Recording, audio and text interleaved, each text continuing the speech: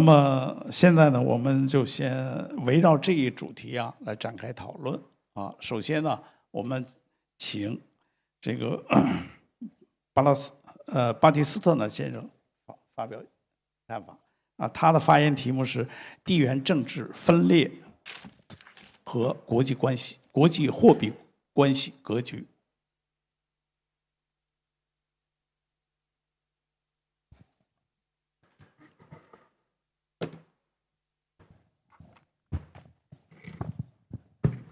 Good afternoon to all. Thank you very much, Mr. Moderator.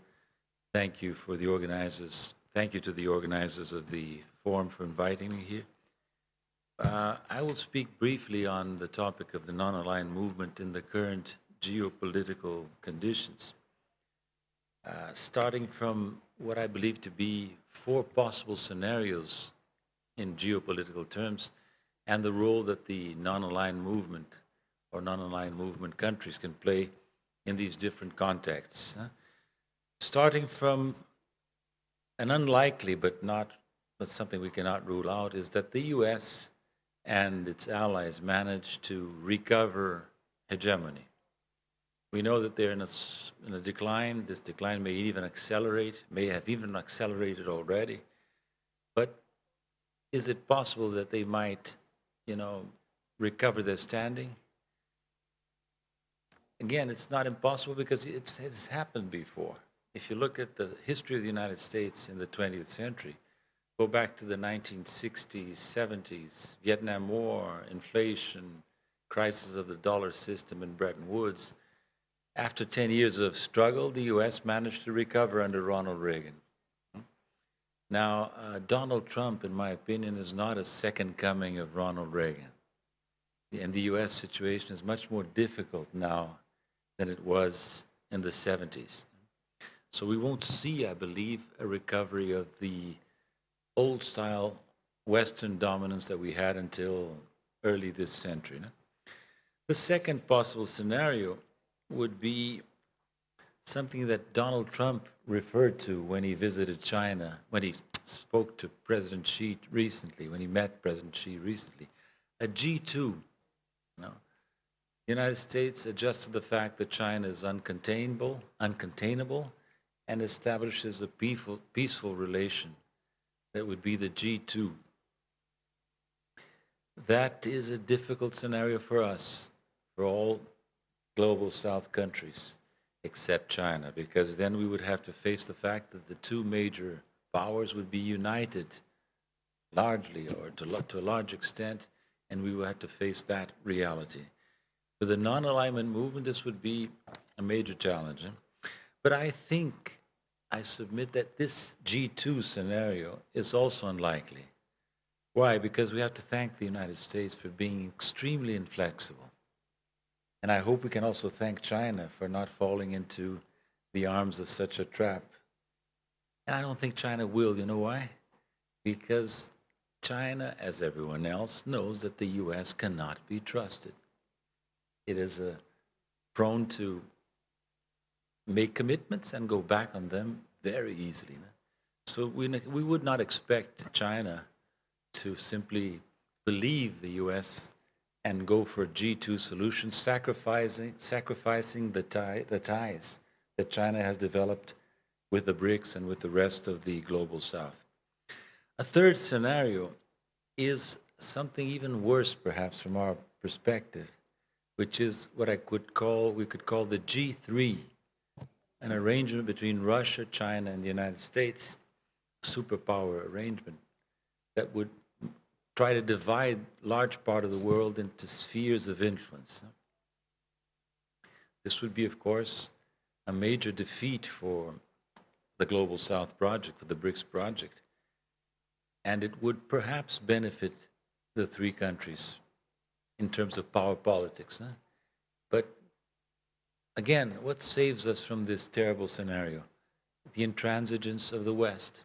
The West is very convinced of its superiority, of its right to rule, and it would be difficult to have the US actually sharing power with Russia and with China.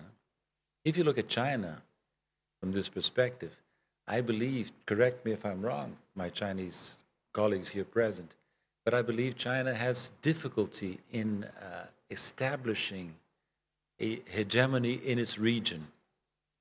It is strongly contested by many countries in its neighborhood. It has difficult relations with India, with Japan, with Vietnam, with Philippines. So China would be a little bit foolish to accept such a division of the world because it would not benefit from the theoretical possibility of establishing a sphere of influence. Unless, of course, the US were to accept Taiwan back in China fully. But that's too hard a pill for the United States to accept. What about Russia? Russian friends may disagree, but I think Russia might not think this is a bad thing to have its sphere of influence recognized, for example, including Ukraine. But perhaps the US would agree, but the Europeans have shown yet again and again they are not willing to go down this route. So G3 is also impossible. So the fourth scenario is the one that I think will prevail, actually. It is the multipolar world. Messy, but multiple centers of influence, multi-currency, for example. And perhaps in this context, we as a group or subgroup of global South countries can work towards a new monetary system, a new reserve currency. That's the most likely thing. That's what's looking like probable in the current world conditions. So you would have North Atlantic pole, United States, Canada, Europe. You would have the Asian pole under the South Asian pole under India, the East Asian pole very influenced by China, Russia's Eurasian project, and so forth. Brazil, if it gets its act together, can have its own center of influence in South America. But you see, in this conception, it's a center of influence. It's not a sphere of domination, as traditionally thought. So Brazil could not come to its neighbors and let's build something which I would lead. No? By the way, I think the large countries of the world, including our large countries, should never use the word leadership. You don't appoint yourself leader of anything. You have to be recognized as such, if at all, right?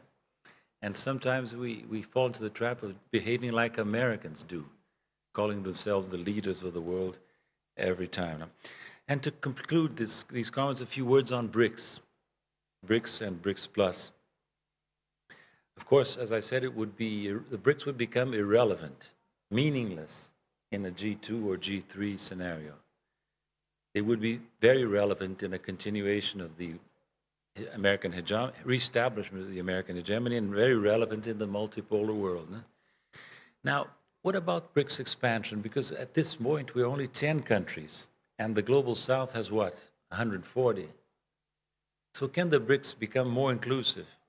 We are now 10 countries, full members, and 10 partner countries. There's a dilemma there for the group, because a large group loses effectiveness. So the dilemma is the choice between efficiency and inclusiveness. I would prefer, quite frankly, that the BRICS stop expanding and cooperate with outside countries of the Global South. And we have mechanisms for that. We created a new development bank headquartered here in Xangai. I believe all of you have heard of it. It's a Global South bank for the Global South in conception. If you go to the building of the bank here, you'll see a beautiful building built by Shanghai Municipality for us, 30 floors, marvelous structure. We have nearly 300 employees, dozens of projects approved, infrastructure, sustainable development, capital of more than 10 billion paid in by countries that are members. We have issued bonds, including in non-dollar currencies. Yet, nevertheless, and here I end, nevertheless, the NDB falls short of what we planned when I came to Shanghai exactly 10 years ago as part of the new administration of the new bank. It's not a global bank yet. It's far from it. We only have 10 member countries.